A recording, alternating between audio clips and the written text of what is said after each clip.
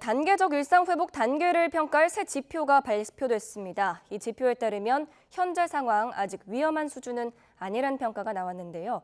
하지만 기준이 될 지표가 한결같이 나쁜 쪽을 향하고 있어서 정부의 민첩한 대책이 필요하다는 지적입니다. 유재복 해설위원과 함께 알아보겠습니다. 어서 오세요.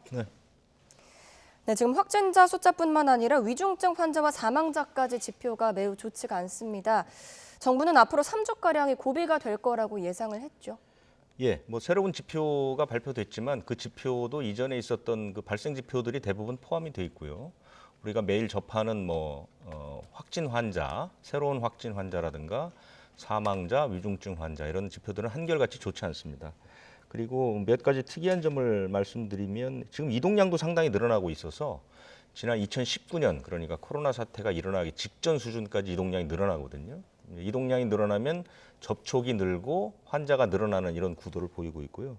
요양시설 같은 경우도 좀 상당히 비상입니다. 최근에 이제 사망자라든가 위중증 환자가 많이 늘어나는 이유 가운데 하나가 이제 요양시설에 있는 그 돌파 감염 이 문제가 되고 있는데 실제로 우리나라에서 그 위중증 환자를 수용하는 전담 요양병원이 4곳밖에 없습니다.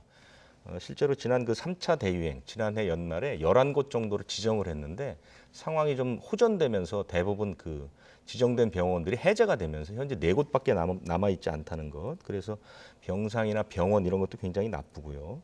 지금 정부가 추진하는 것은 요양병원이나 요양시설, 정신병원에 있는 그 입소자라든가 종사자들, 상당히 고위험군들의 추가 접종이 오는 26일에 이제 끝나게 되거든요. 그러면 이제 이분들이 그 항체가 형성되는 2주 정도가 지나면 위중증이나 사망 비율은 좀 떨어질 것으로 기대를 하고 있습니다. 그래서 앵커께서 조금 전에 얘기하신 것처럼 앞으로 3주라는 것은 이분들이 접종을 마친 뒤 2주가 경과한 후 그러니까 3주까지는 현재의 위험한 상황 또는 더 위험한 상황이 지속될 가능성이 있다. 이렇게 지금 예측을 하고 있는 겁니다. 이제 백신 접종이 추가로 빠르게 이루어져야 할 것 같습니다. 이런 가운데 감염 전문가의 흥미로운 예측이 나왔습니다. 단계적 일상 회복이 연착륙하는데 1년에서 최대 3년 정도가 걸릴 거라는 이야기 나왔는데요. 네, 그러니까 연착륙이라는 것은 집단 면역이 형성돼서 이른바 코로나19 사태가 어느 정도 안정적으로 관리되는 그 수준을 얘기하는 건데요. 대개 이런 그 바이러스로 인한 집단 감염병은 2가지 요인에 의해서 안정화가 됩니다. 첫 번째는 인위적인 면역을 달성하는 것이죠. 집단 면역이라는 것이 그 구성원 대부분이 면역이 달성이 돼서 바이러스가 존재하더라도 감염이 일어나지 않는 그런 상태를 말하는데 그 집단 면역을 이루는 것이 이제 2가지 방법이 있습니다. 첫 번째가 인위적인 면역이라고 해서 백신을 통한 것이거든요. 현재 우리나라가 백신 접종률이 한 80%쯤 되고요. 그다음에 백신의 평균 그 예방 효과를 80% 정도로 놓고 보면 현재 백신 접종으로 볼 수 있는 효과는 0.8 곱하기 0.8에서 64% 정도를 보는 거거든요. 그렇게 되면은 전체적으로 면역을 달성했다라고 했을 때를 보통 한 81에서 84% 정도 예방 효과를 놓고 봤을 때 한 15에서 18%는 아직까지 이제 그 달성이 되지 않았다. 그만큼 감염이 일어날 수 있다 이렇게 볼 수 있는 것이고요. 또 하나는 우리나라는 외국처럼 대규모 집단 감염이 일어나지 않기 때문에 항체 형성률이 굉장히 낮습니다. 이것은 이제 자연적인 집단 면역을 뜻하는 것인데요. 미국이나 독일 이런 나라들은 이제 한 20% 정도 항체 형성이 돼 있거든요. 이 항체 형성이라는 건 뭐냐면 사람들이 감염이 돼서 회복되는 과정에서 자연스럽게 면역을 갖고 있다는 건데 우리나라는 0.5% 수준밖에 안 됩니다. 그러니까 인위적인 면역도 아직 그 만족할 수준에 올라가지 않고 자연 면역도 상당히 낮은 상태이기 때문에 이 기준을 토대로 하면 우리나라에서 현재 감염이 가능한 인구를 한 700만에서 1000만 명 정도를 봅니다. 앞으로도 그 700만에서 1000만 명 정도는 감염될 가능성이 있다는 것이거든요. 그러니까 이런 상태를 안정적으로 관리하는데 빠르면 1년, 길게 잡으면 3년 정도가 걸릴 것이다. 이것이 이제 그 학자의 예측입니다. 예, 알겠습니다. 그리고요, 단계적 일상 회복의 중요한 지표 가운데 의료 역량에 지금 빨간불이 가장 먼저 켜졌습니다. 아까도 잠시 언급을 해주셨는데요. 병상 배정을 받지 못해서 대기하고 있는 환자가 지금 1000명 가까이 늘었다고 하는데. 네, 그렇습니다. 804명이죠. 근데 네. 문제는 뭐냐면 이 병상 대기자라는 게 뭐냐면 환자가 증상을 보이고 그다음에 이제 빨리 병원으로 옮겨야 하는데 병원에 병상이 없어서 못 가는 거거든요. 예. 그런데 우리나라 지금 보면 수도권의 병상 중환자 병상 가동률이 한 80%를 이제 훌쩍 넘기고 다른 그 중등증 환자라든가 뭐 감염병 전담병원도 80% 수준인데 왜 병상을 가지 못하느냐 이런 의문이 들 수 있잖아요. 네. 그런데 이게 그 병상이 그 환자가 나온다고 해서 바로 병상으로 배정할 수가 없거든요. 이것은 이제 그 병상의 상태를 봐야 되고 그 환자가 언제쯤 회복될 것인가를 봐야 되고 이런 예측을 하기 때문에 병상이 10%나 15% 남아있다고 해서 바로 갈 수 있는 게 아닙니다. 그래서 현장에 있는 의료 전문가들은 병상 가동률이 80%를 넘어가면 이미 그 병상은 완전히 다 소진됐다 이렇게 보는 것입니다. 그래서 병상 대기자가 804명인데 문제는 하루에 한 200명 가까이씩 늘어나고 있다는 것이죠. 계속해서. 그렇습니다. 그러면 현재 그 하루 환자가 3,000명을 웃돌고 있고 중환자도 빠르게 늘고 있는 상태에서 하루에 200명 가까이 병상 대기자가 늘어나게 되면 이달 말이면 몇천 명 수준이 될 수 있거든요. 그렇게 예. 되면 그 대기하다가 목숨을 잃는 가장 그 안타까운 상황들이 벌어질 수 있고 올 들어서 이달 들어서 벌써 대기하다가 돌아가신 분이 4명 됩니다. 예. 이제 더 늘어날 가능성이 있거든요. 이게 굉장히 큰 문제가 되는 것이고요. 말씀드린 것처럼 병상 가동률도 중환자 병상 가동률이 수도권은 81.5% 정도 되고요. 준중환자도 78%. 뭐 대부분 이렇게 수도권을 중심으로 해서 80%를 넘어가고 있는데요. 예. 방역 당국이 얘기하는 비상 조치, 비상 대책의 발동 기준을 이미 넘어선 그런 상태입니다. 그렇기 때문에 이제 당국에서는 이제 병상을 자꾸 확보하려고 노력하는데 이 병상을 확보하는 게 쉽지 않은 것이 병상을 확보하겠다고 결정된 순간부터 실제로 병상이 나오는 데까지 3주 이상의 시간이 걸립니다. 왜냐하면 그 중환자 병상 같은 경우는 에크모 시설이라든가 산소호흡기를 설치한다 이런 전체적인 구조 변경이 필요하거든요. 그래서 시간이 많이 걸린다는 것이죠. 지금 위중증 환자나 병상 대기자가 빠르게 느는 상황에서 병상의 확충률이 그걸 따라가지 못하게 되면 이제 큰 일이 벌어질 수 있거든요. 지금 그래서 아까 말씀드린 것처럼 지금의 상황이 중요한 게 아니라 현재의 모든 지표가 나쁜 쪽을 가리키고 있는 게 나쁘다. 지금 좋지 않다. 이렇게 말씀을 드릴 수 있는 거예요.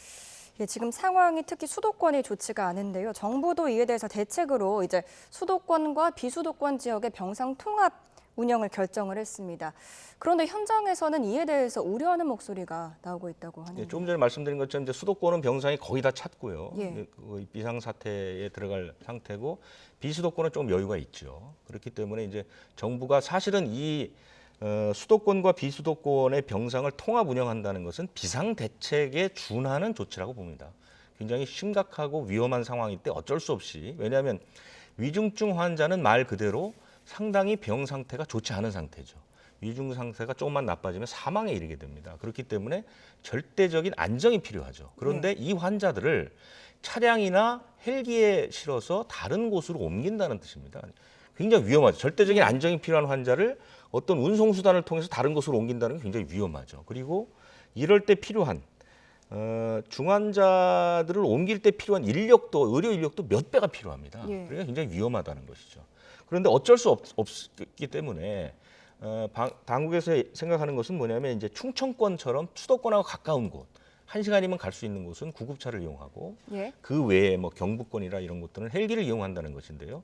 우리나라에 지금 그 인공호흡기를 탑재한 구급차가 379대 정도 됩니다. 예. 그리고 헬기는 그 중환자 이송 응급 의료 헬기가 11대 정도 됩니다. 그러니까 이송할 수 있는 그 차량 자체나 이송 수단은 문제가 없는데 문제는 아주 위중한 분들을 잘못하게 되면 현장에서 상태가 악화되거나 사망에 이를 수 있다는 점. 이런 점 때문에 현장에서 직접 환자를 돌보는 그 의사들을 중심으로 해서 이건 굉장히 위험한 결정이고 그다음에 아주 신중하게 이루어지지 않으면 사실은 굉장히 좀 좋지 않은 결과가 나올 수 있다 이렇게 우려를 하고 있습니다.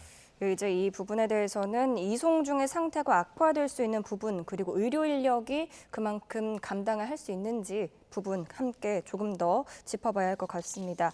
그리고 또 병상을 더 확보하려는 방안 중에서요. 재택치료 대상 나이를 조금 조정을 했다는 이야기도 있었는데요. 지금 뭐 연이어서 며칠을 사이에 두고 계속해서 이제 대책들이 나오고 있는데요. 이번에 발표한 그 수도권 의료 대응 강화 대책은 첫 번째가 이제 병상을 확보하는 것입니다. 그래서 거점 전담병원 2곳, 감염병 전담병원 2곳을 추가 지정하는 그런 그 행정명령이 나왔고요. 그다음에 수도권에서 1시간 이내의 병상을 좀 적극적으로 활용해야 되겠다 이런 부분들이 있습니다. 그러니까 네. 아까 얘기한 병상 그 통합 운영하고 비슷한 수준의 조치고요. 또 하나가 이제 조금 전에 말씀하신 것처럼 그 재택 치료 대상자를 좀 일부 확대해서 70살 이상, 지금까지는 60살 이상이었는데요. 예. 70살 이상 되신 분 가운데 예방 접종을 마친 그 보호자가 있을 경우에는 재택 치료에 포함하도록 그렇게 조치를 했습니다. 예, 알겠습니다. 그리고 저희가 첫머리에 말씀드렸는데요. 방역 상황을 평가할 새 지표가 며칠 전에 발표가 됐죠. 이제 세 가지 평가를 종합을 해서 일상 회복 다음 단계로 진행을 할지 아니면 비상계획을 좀 발동을 할지 결정을 한다는 이야기입니다. 지금 상황은 일단은 위험도가 낮은 수준이라는 이야기가 나왔군요. 그러니까 이전에 있었던 사회적 거리두기는 대부분 거의 그 주요 지표가 이제 하루 확진 환자 수에 돼 있었잖아요. 그래서 예. 확진 환자 수가 뭐 몇 명이 넘어가면 뭐 1단계, 2단계 이런 식으로 했는데 이번에는 굉장히 복잡해졌죠. 그래서 지표를 크게 세 개로 나눠서 의료 방역 대응 지표를 하나 나눴고요. 거기에는 5개 세부 지표가 있습니다. 그리고 또 하나가 이제 발생 지표, 사망자라든가 이런 것들이죠. 8개 지표가 있고요. 그다음에 예방 접종 지표, 접종을 얼마나 했느냐. 이렇게 세 개 지표의 핵심 지표 5개를 놓고 이것들을 종합적으로 봐서 단계를 5개 단계로 나눠서 평가를 한다는 것이죠. 그리고 이런 것들이 주간 내 평가가 있고 그다음에 단계 평가라고 4주를 모은 평가가 있고요. 예. 그다음에 상황이 너무 나빠지면 긴급 평가라 이렇게 세 개의 평가를 혼용하면서 상황을 유지할 것인지 조금 긴급 대책을 쓸 것인지 이런 식으로 이제 얘기를 하는데 그 조금 전에 말씀하신 것처럼 11월 2주차 그러니까 지난 7일부터 13일까지 일주일 동안 이 지표를 놓고 종합적으로 평가를 해보니까 현재 위험도는 낮다 이렇게 나왔습니다. 예. 얼뜻 좀 우리가 생각할 때는 조금 이해가 안 되는데요. 지금 상황이 좀 심각하기 때문에 그런데 어쨌든 이런 그 지표들을 종합적으로 활용한 것인데요. 수도권 위험도는 중간이고 비수도권은 낮음 수준이 매우 낮음 수준이다. 지금 비수도권은 그렇게 환자가 많지 않으니까요. 예. 그래서 핵심 지표 5개를 놓으니까 되게 그런 식 정도의 수준인데 문제는 뭐냐면 이것이 한 달 전보다 그 지표들이 빠른 속도로 나빠지고 있다는 것이죠. 예. 그러니까 지금의 문제가 아니라 앞으로 1, 2주 후에는 훨씬 더 나빠질 수 있기 때문에 이 방역 지표가 어떤 방향을 가리킬지 어떤 방향으로 나아갈지 이런 부분들이 상당히 주목됩니다. 예, 계속해서 지금 말씀해 주시는 게 현재 상황보다 지금 이 지표들이 악화하는 방향으로 계속해서 나아가고 있다는 것이 문제다라는 이야기 해주셨습니다. 그리고 또 이제 학교 이야기를 빼놓을 수가 없는데요. 수능 때문에 좀 늦어졌던 전면 등교 수업 이제 내일부터 시작됩니다. 그런데 학생들의 감염도 계속해서 좀 느는 추세라서 이 부분에 대해서도 좀 학부모들의 걱정이 있는데요. 그렇습니다. 원래 이제 이달 초부터 그 단계적 일상 회복이라서 사회 전체적으로 다 그 방역의 체계 자체가 바뀌었는데 며칠 전에 그 수학 능력 시험이 있어서 학교의 전면 등교는 이제 21일 정도 늦춘 것이죠. 그래서 내일부터 유치원 초중고가 전면 등교하는데 비수도권은 이미 거의 전면 등교가 이루어진 상태고요. 수도권의 과밀학급 중심으로 좀 안 되고 있었는데 방역 당국은 아마 전면 등교를 하게 되면 97% 정도 등교할 것 같다. 그다음에 이제 과밀학급이 문제인데요. 예. 한 반 학생이 28명이 넘으면 이제 과밀학급으로 되는데 이 과밀학급은 아무래도 이제 감염의 위험이 높지 않겠습니까? 그래서 무조건 전면 등교보다는 그 각 그 시도별로 어느 정도 기준을 정해서 전면 등교가 아니라고 예를 들면 이제 서울시는 3학년에서 6학년들 초등학교 이 학생들은 뭐 4분의 3 정도가 뭐 등교를 하고 나머지는 원격 수업을 하거나 중학교, 고등학교는 3분의 2 이상을 등교해도 가능합니다. 전면 등교는 아니고요. 경기나 인천도 역시 탄력적으로 운영하도록 이렇게 했던 것이 이제 특징이 되기 때문에 전체적으로는 아마 97% 정도 학생이 전면 등교를 할 것이고 그러면 지금 상황이 안 좋으니까 비상대책이 되면 그럼 완전히 원격 수업으로 가느냐 이것도 이제 학부모들이 많이 궁금해하실 텐데 전면적인 원격 수업으로 들어가지는 않습니다. 그냥 등교 인원을 조정하는 수준에서 조금씩 비교적 좀 단계적으로 이제 좀 강화하는 방안으로 그렇게 나갈 것 같습니다. 예, 그리고 이제 마지막으로 우리가 좀 희망을 가질 수 있는 부분은 먹는 치료제 출시가 곧 이루어질 것으로 보이는데요. 미국 정부는 이제 머크사에 이어서 화이자사의 먹는 치료제 1,000만 명분을 사기로 했다 발표를 했습니다. 우리나라는 혹시 먹는 치료제에 대해서 뭐 구매 계획이라든지 어떤 구체적인 계획이 없는지? 우리나라도 그 40만 명분 정도를 이제 구입하겠다라고 얘기를 했죠. 그리고 이 머크 쪽은 20만 명분 계약이 끝났고요. 화이자는 7만 명분, 그러니까 27만 명분 정도는 계약이 끝났고요. 나머지 13만 명분 정도는 지금 계약을 하고 있습니다. 그래서 우리나라는 미국에 비해서 환자 규모가 발생 규모가 적고 예.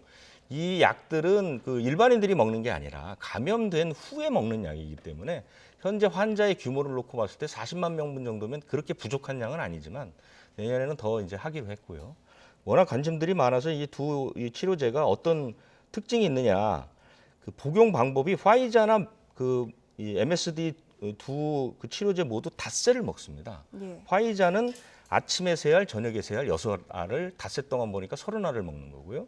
머크사는 아침, 저녁으로 각각 4알을 먹으니까 40알 정도를 먹게 예. 되고요. 효과는 화이자는 그 조기에 먹으면 89% 예방률, 그러니까 입원 사망 예방률이죠.